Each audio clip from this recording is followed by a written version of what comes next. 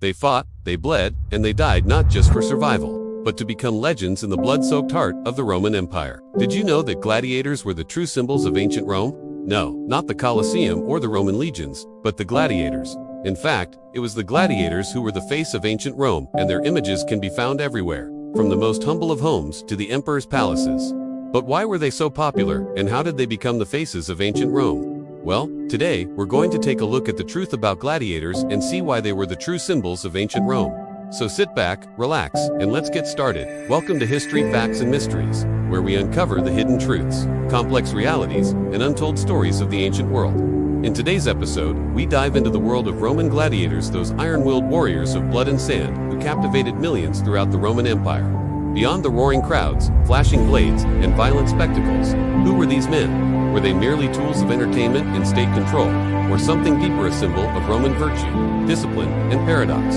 From their origins, rigorous training, and brutal lives, to the myth versus reality, we'll explore what made gladiators the true icons of ancient Rome. If you love discovering history's untold chapters, subscribe now to History, Facts, and Mysteries and tap the notification bell so you never miss a journey into the hidden past. The gladiator phenomenon in ancient Rome was not simply born in the Colosseum, nor did it originate as mere entertainment. Its earliest roots trace back to funerary rites in the Etruscan and early Roman periods, where combat between slaves was intended to honor the dead and appease the spirits of the underworld. These primitive duels held a symbolic function rather than a recreational one, rooted in beliefs that blood offered to the dead could grant favor or peace in the afterlife.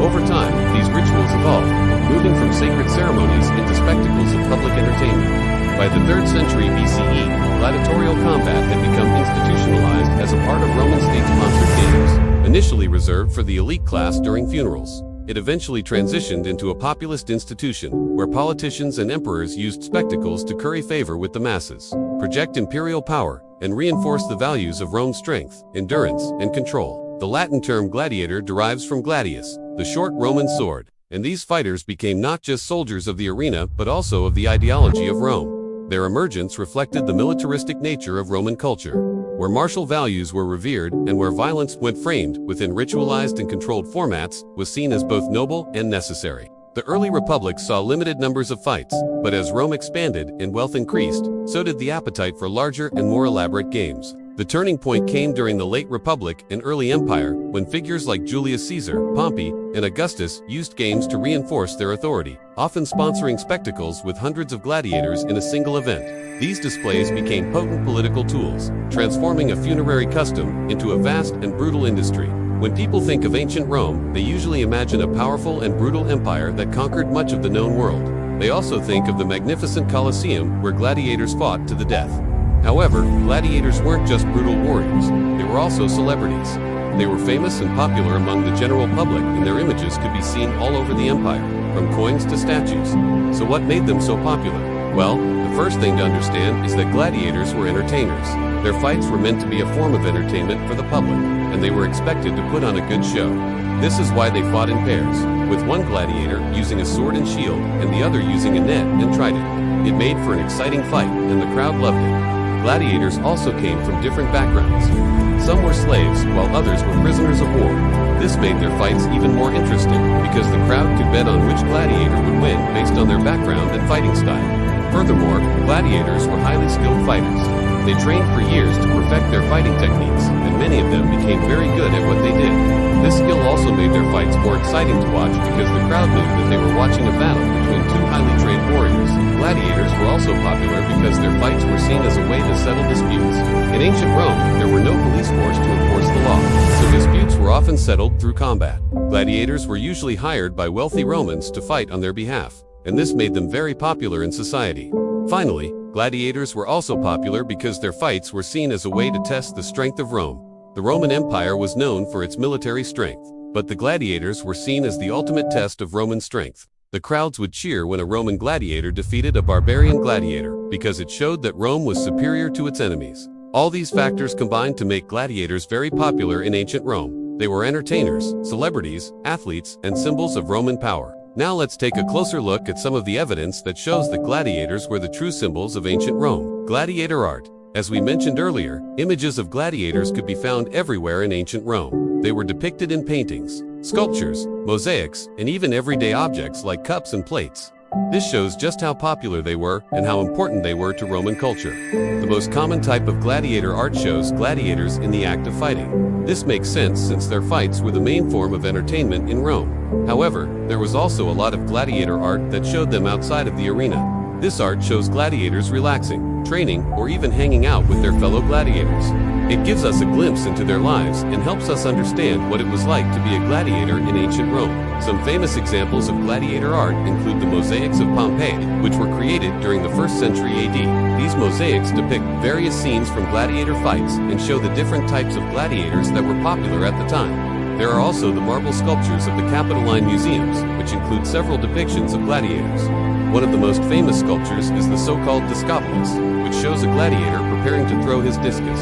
The popularity of gladiators in ancient Rome is also evident in the number of statues that were erected in their honor. While there are no surviving statues of individual gladiators, there are several statues of emperors that depict them as gladiators. For example, the statue of Marcus Aurelius in the Capitoline Museums shows the emperor dressed in gladiator attire and holding a sword and shield.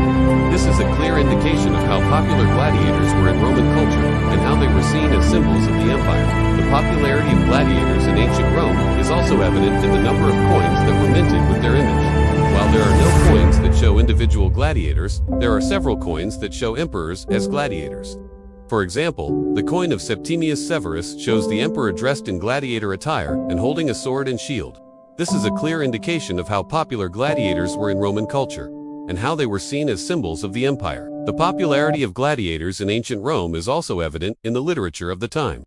Several Roman authors, including Pliny the Younger and Juvenal, make mention of gladiators in their writings. Pliny the Younger, for example, mentions gladiators in a letter he wrote to his friend Sura, in which he describes the preparations for a gladiator game that he was hosting. He talks about the different types of gladiators that will be fighting and the prizes that will be awarded to the victors. This shows that gladiators were a popular form of entertainment even among the elite class of Roman society. Though centuries have passed, the gladiator remains one of the most enduring and powerful icons of ancient Rome. From the gritty stories preserved in ancient texts to the idealized depictions in Hollywood cinema, gladiators have transcended their original context to become universal symbols of defiance, courage, and complex morality. In modern times, they are simultaneously pitied as victims of cruelty and admired as emblems of resilience.